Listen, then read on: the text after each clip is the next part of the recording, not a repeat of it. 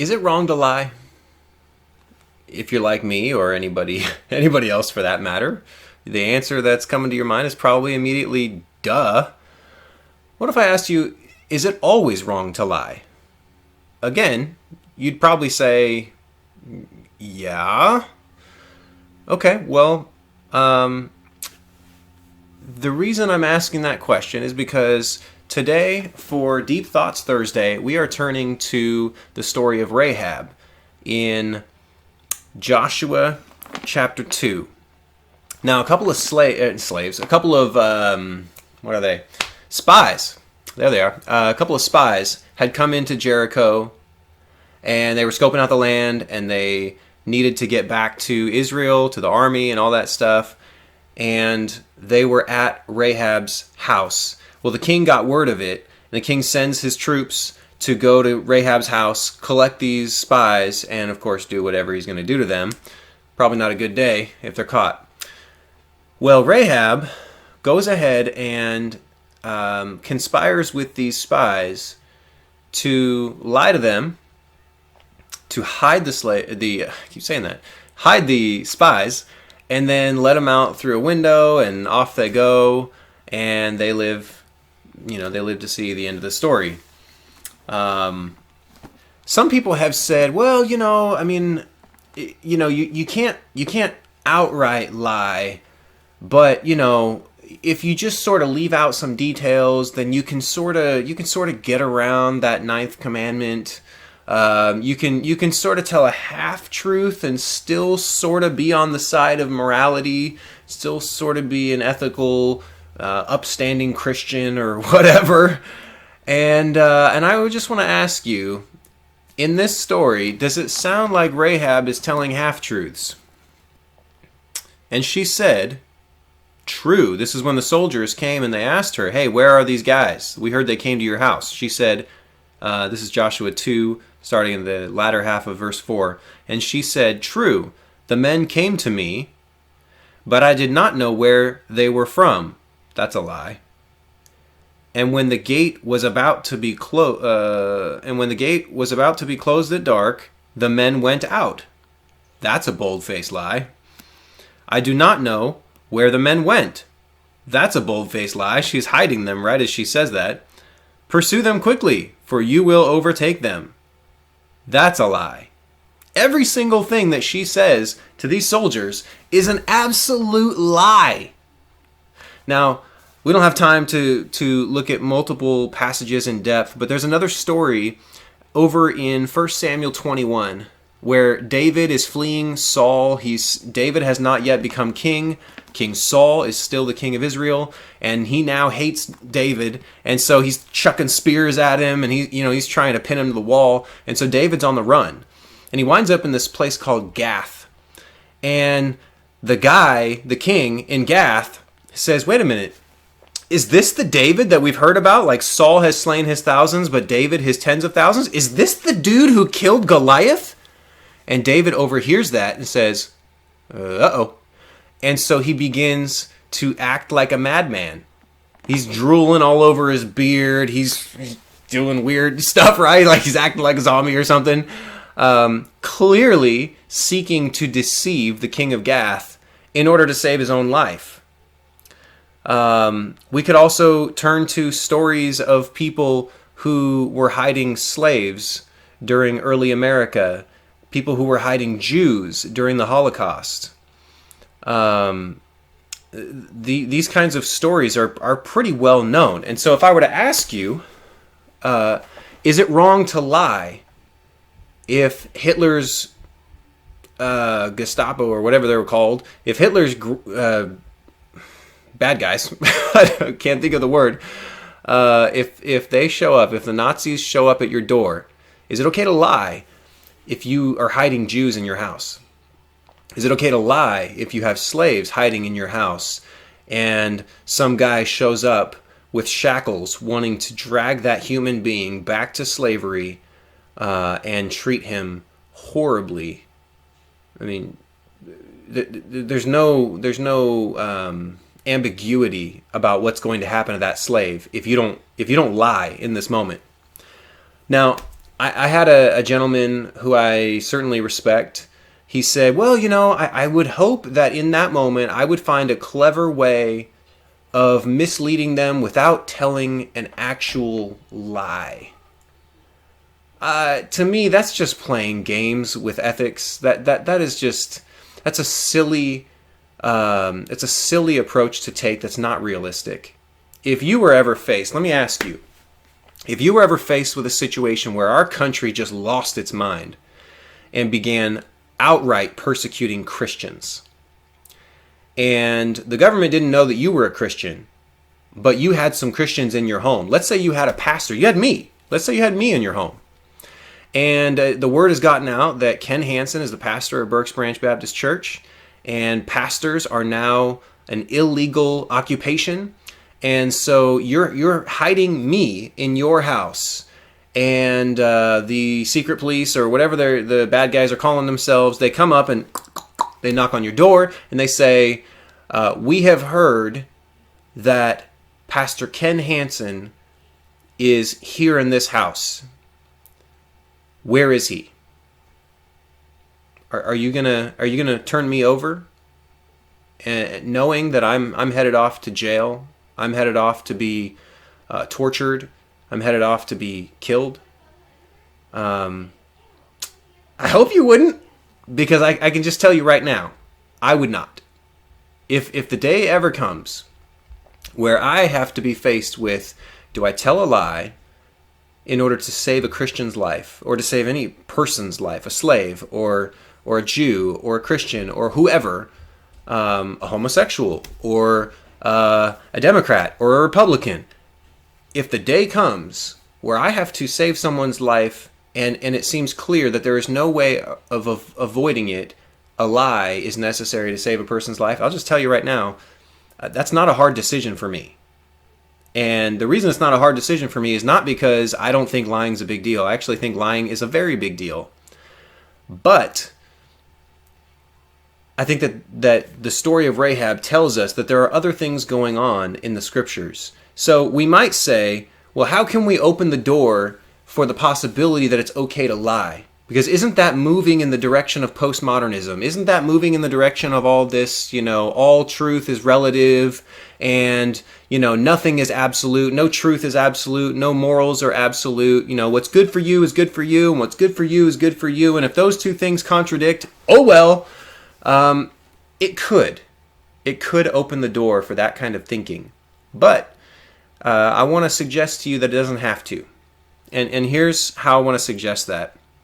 If we approach life at every moment with this, country western, shoot from the hip as fast as possible kind of attitude toward lying, we're going to look at every situation and say, ooh, is lying okay in this situation? I remember a time where I was driving a forklift in the military, and I was up for promotion. I was up for promotion 6 months early. So my performance had been really good, and I was still relatively new. I was an E3, which is toward the bottom in the military. And I was looking for that E4 promotion 6 months early. My record was spotless. My performance was good. And I got into a vehicle accident.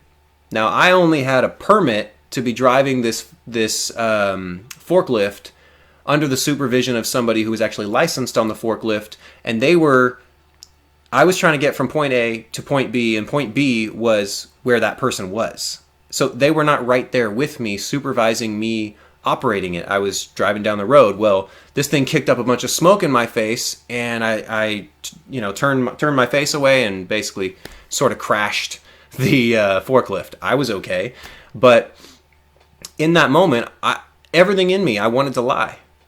I wanted to lie about whether or not there was someone nearby making it okay for me to be driving that thing in the situation that I did. But instead, I told the truth. And that was hard, and I was risking my promotion by telling the truth. All I'm trying to say is, if we have a shoot from the hip kind of attitude about when it's okay and when it's not okay to tell the truth, that's a dangerous that's a dangerous position to be in. So I think what is more helpful is to realize that there are certain biblical principles that this whole conversation fits within in order to figure out when it could possibly be right to do what is normally entirely wrong, lying. So principle number one that I want to share with you is this. God's will is always just and moral or good. God's will is always just and moral. So what God wills is justice.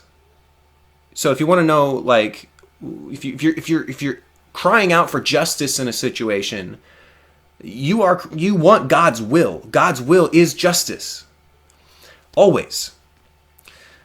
And this is very, very relevant for the conversation we're having right now, because Exodus 20, where the Ten Commandments show up, it's interesting. Everybody just says, thou shalt not kill, thou shalt not commit adultery, thou shalt not steal, thou shalt not lie. But is that actually what it says? It actually says, thou shalt not bear false witness against thy neighbor. Bear false witness against thy neighbor. Now, when you start thinking about the context of that ninth commandment, what is the context? It's a legal proceeding. It's coming into a court of law and perverting justice by telling something that's not true about a person. Now think about this. This is the ninth commandment. So what happens if a person breaks the sixth commandment and murders? There's a trial. What happens if a person sleeps with someone that's not their spouse?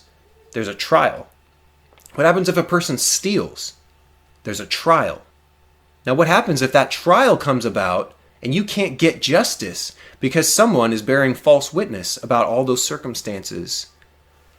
It is a perversion of justice. So principle number one is that God's will is always just and moral. Principle number two is anything that interferes with God's will is unjust or immoral. And I think that that's really what the ninth commandment is all about, is perverting justice through lying, through misleading people. And then principle number three, seeking my comfort and my preference and my ambition over and against God's will is always wrong. So let's think through these examples. God's will was clearly for Israel in the opening chapters of Joshua, for God's will to come into the promised land and to dispossess the people who were there and for them to become the occupants of the promised land. Okay, now let's fast forward to 1 Samuel 21. David is faced with a situation where the enemy becomes aware that David himself is this monstrous threat, and they're going to kill him, and thereby threaten God's plan for David to be the anointed king. Now we could say, well, why didn't David just have faith? Why didn't he, just remain silent and wait for God to bring this strong wind that just like blows through the house and some sharp object just like gets the king, or I don't know, some ridiculous, God storm. But instead, David seems to take matters in his own hands and mislead or misrepresent the truth by acting like a madman. Well, in both of those situations, what we do know is that God's will would have been thwarted if the natural course of events had happened without that lie, without that misrepresentation, that David, if he's dead, he's not going to become the anointed king that he's supposed to be. And if Rahab doesn't tell a lie, those two guys get captured. And who knows what that does? I mean, God could still do what he did, because ultimately they took over Jericho through miraculous means anyway. But the point is, anything that gets in the way of God's will, it was not God's will for people to be treated like property and animals as slaves. Therefore, those who stood in the way of slavery, hiding slaves and getting them north to where they could be free, they were doing something just. in accordance with God's will for humanity. Those who were hiding Jews, same thing. It was not God's will that Hitler or his lackeys to be killing these Jews. Therefore, those who hid the Jews and got them to safety were doing something in accord with God's will. They were doing something just. And under those circumstances, I think you and I are on safe footing to be misleading people in order to bring about God's desired end result. That's a dangerous, slippery slope, which is why we can't just look at situations and say, well, here's how I feel about this moment. No, we have to have a principled approach to looking at life. If you go through life just thinking, well, when times get hard, I can always just sort of squeak by, kind of trimming the edges, not telling the whole truth. Don't do that. Your integrity, your character is far more important than saving some money, or far more important than getting a promotion. Your integrity, your character is one of the most important things about you. And so I would encourage you to always tell the truth, unless you're in one of these freak situations where God's will is being obstructed, and by telling the truth, you would be participating in evil. If you've made it this far in the video, thank you for sticking with me, and I pray that you've been blessed, and I hope that you will consider adding a comment and let me know what you think. This got a little longer than I meant to, but it's hard to pack what I just said into less time than 16, 17 minutes. God bless you. Have a great day.